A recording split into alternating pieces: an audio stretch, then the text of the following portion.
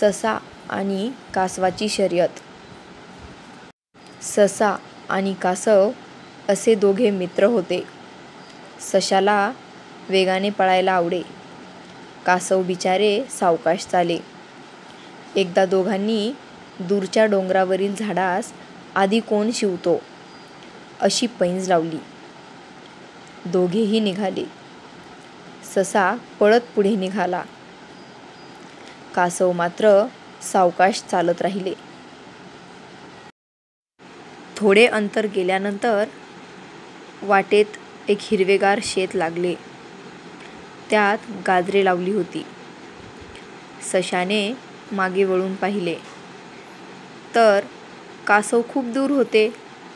त्याने विचार केला, आपण तोपर्यंत गाजरे खाऊ. फार तर कासव शेतापर्यंत येईल, मग आपण पुन्हा पळत पुढे जाऊ. सशाने गाजरे खावयास सुरुवात केली. अगदी पोटभर गाजरे खाल्ली. कासव अजूनही दूरच होते.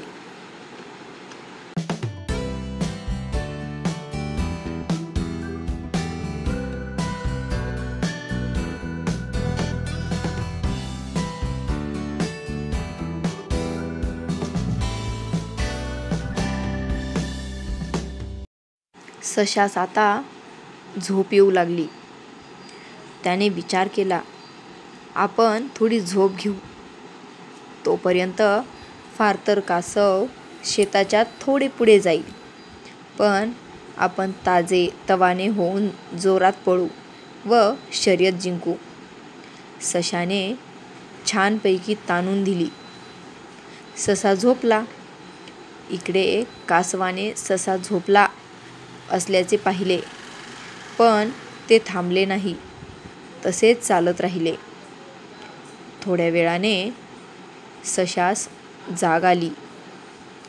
पाहतो तर काय, कासव झाडाच्या अगदी जवळ होते. सशाने खूप जोरात धाव घेतली, पण तोपर्यंत कासव झाडापाशी पोचले देखील.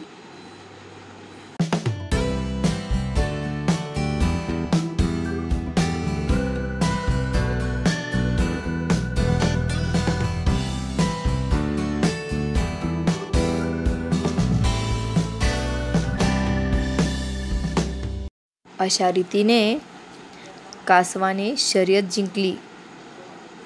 बोध: सावकाश आणि सतत काम केल्याने यश मिळते. धन्यवाद. तसेच आपल्या मराठी गोष्टींचे पुस्तक या यूट्यूब चॅनलवरील मराठी बोधकथा गोष्टी तुम्हाला आवडत असतील तर आपल्या चॅनलला लाईक, शेअर आणि सबस्क्राईब जरूर करा. तसेच कमेंट देखील करून सांगा. मनापासून धन्यवाद.